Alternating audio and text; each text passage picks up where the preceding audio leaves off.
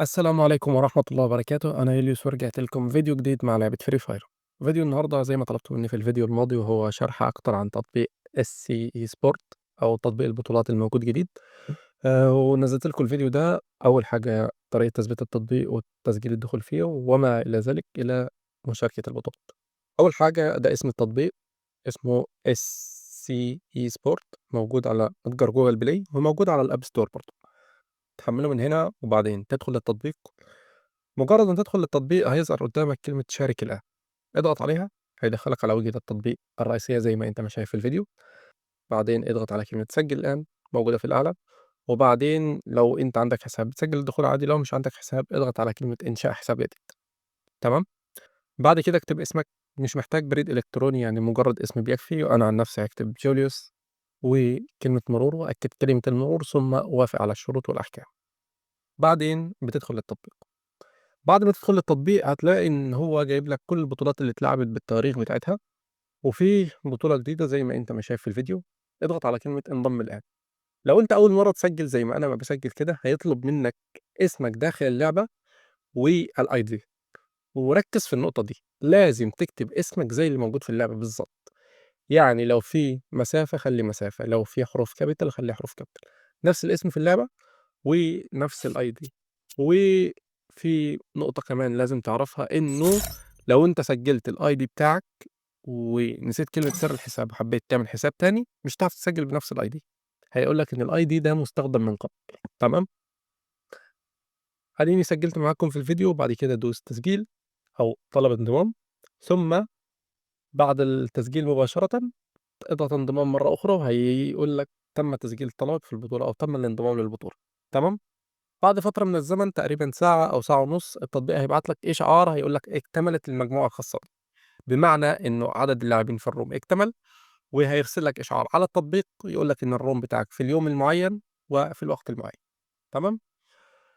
بعد كده في ميعاد الروم اللي التطبيق قاله لك زي ما أنت ما شايف هنا، أنا عندي الروم الساعة 8 وربع، في الميعاد ده تدخل للتطبيق هتلاقي التطبيق راسل لك إشعار باسم الروم وبكلمة المرور. كل اللي عليك إن أنت تحفظ كلمة المرور وتدخل على اللعبة وتبحث عن اسم الروم ثم تسجل كلمة المرور.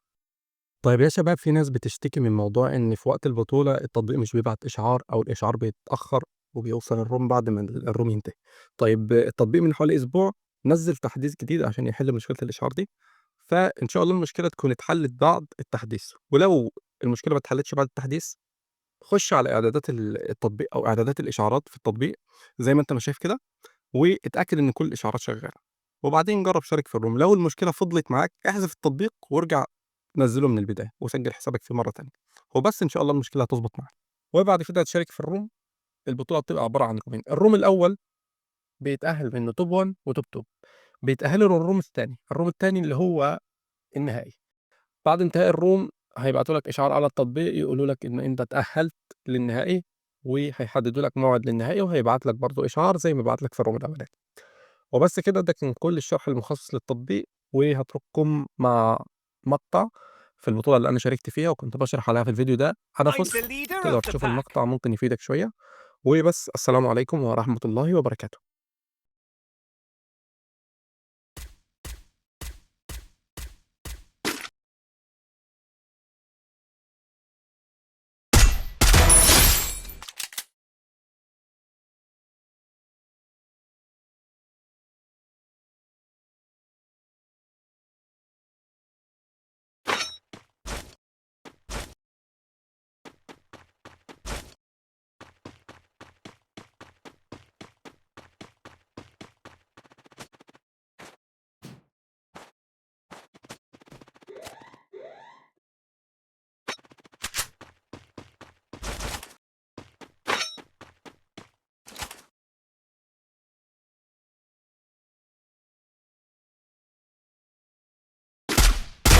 Double kill!